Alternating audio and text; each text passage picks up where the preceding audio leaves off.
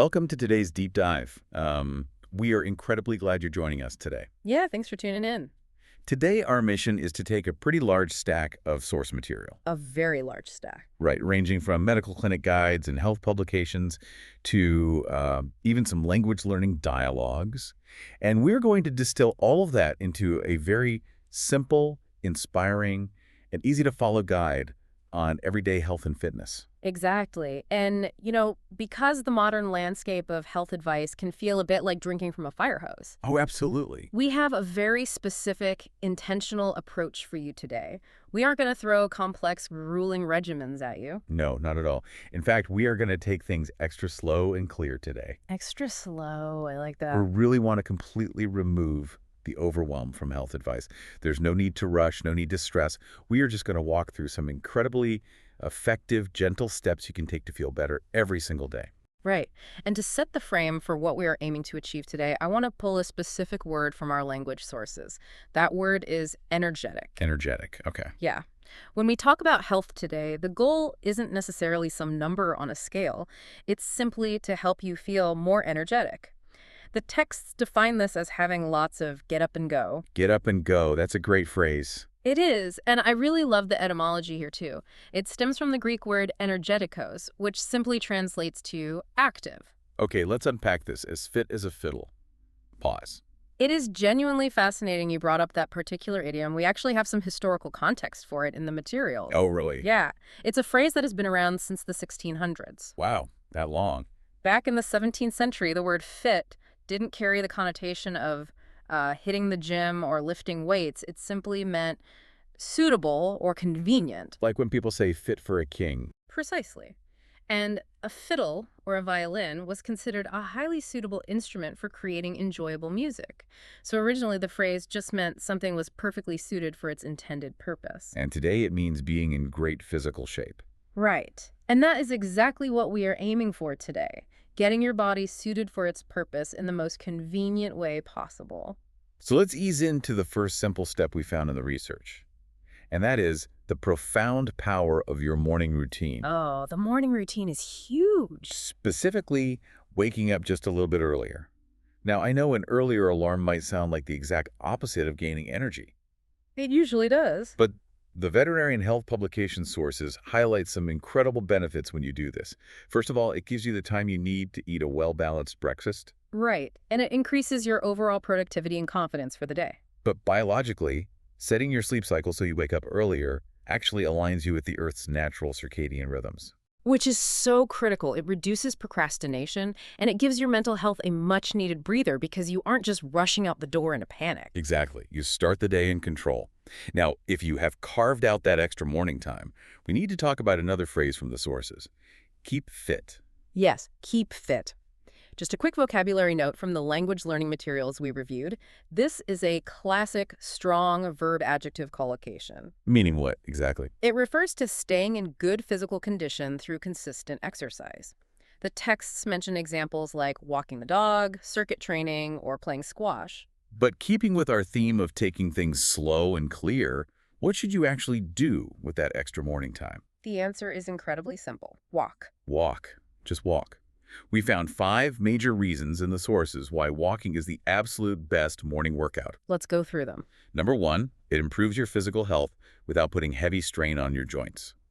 Brisk walking actually lowers the risk of developing diabetes by 15%. 15% is significant. Number 2, it is the best stress buster available. A study showed that just 1 hour of walking in nature decreases brain stress and releases endorphins. Number 3, it is easily integrated into your daily routine. You do not need a gym. No gym required. Number 4, it helps you lose weight. It creates this afterburn effect and helps regulate appetite hormones, specifically ghrelin and leptin. And number 5, it betters your sleep pattern. Getting that natural light exposure in the morning completely regulates your internal clock. Now, when people hear about walking, they instantly think of the 10,000 step rule. Right, that huge goal. But the data we found is so much more forgiving. You don't actually need 10,000 steps. You don't. No. Walking just 4,400 steps a day reduces the risk of premature death by 41% compared to walking only 2,700 steps. A 41% reduction. That is amazing. So a perfect, approachable goal to set for yourself is just 5,000 steps a day. Let's visualize that for the listener. Sure. For an average man with a 31-inch step length, 5,000 steps is about 2.5 miles. For an average woman with a 26-inch step length, it is just over 2 miles. And covering 2 miles only takes about 30 minutes a day. Exactly. It completely removes the pressure. Speaking of which, there is a short dialogue in the English learning sources between two friends, Ollie and Bassett, that perfectly illustrates this. Oh, I remember this one. Yeah. Ollie suffers from terrible headaches because he just sits and studies all day long without exercising. We have all felt that kind of fatigue. Right. And Bassett advises him that morning exercise in a fresh environment will help his food digest properly and keep him from falling ill. It's a really simple story, but it is a great reminder to avoid Ollie's mistake. Movement is definitely medicine. But there is another fundamental input we need to talk about. Here's where it gets really interesting. We need to talk about water, because dehydration causes unclear thinking, irregular moods, and even kidney stones. Even mild dehydration is a serious issue. So let's slowly and conversationally trade off 10 easy ways to drink more water, straight from the medical literature. I will start with number 1. Go for it. Flavor it with herbs or fruit. Just toss a lemon wedge in there. Number 2, drink sparkling water as a substitute for soda. Number 3, buy a marked water bottle to track your ounces and motivate you visually. Number 4, eat water-rich snacks.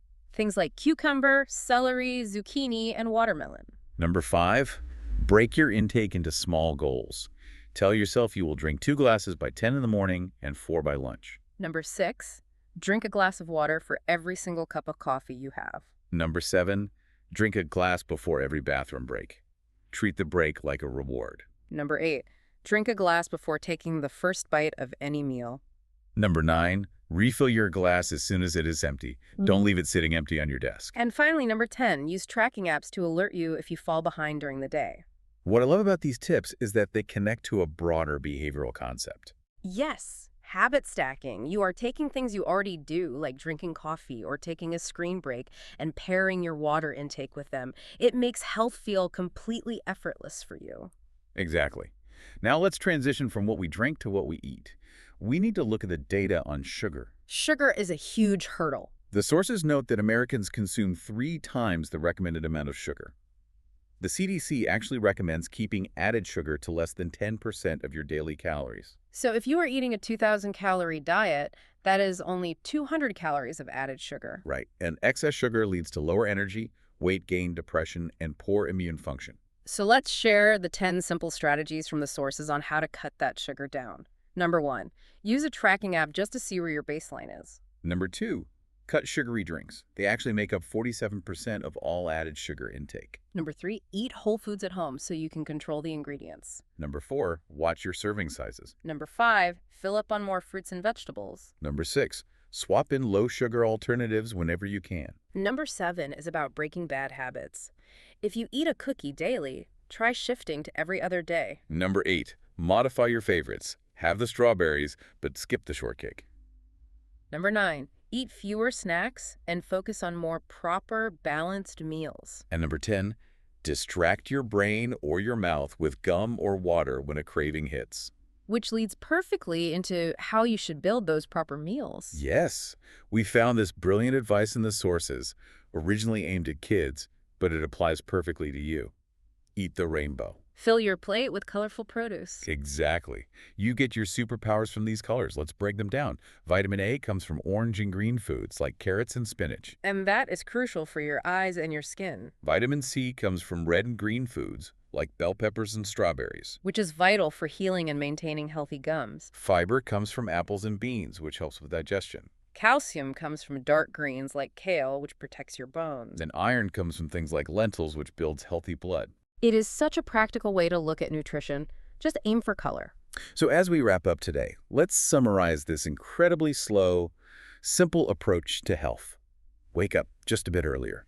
Walk 5,000 steps, habit stack your water, and cut sugar by eating colorful whole foods. It really is that straightforward, and I want to leave you with one final provocative thought to mull over on your own. Please do. Our bodies are naturally wired to thrive on these incredibly simple inputs: sunlight, movement, water, and whole foods.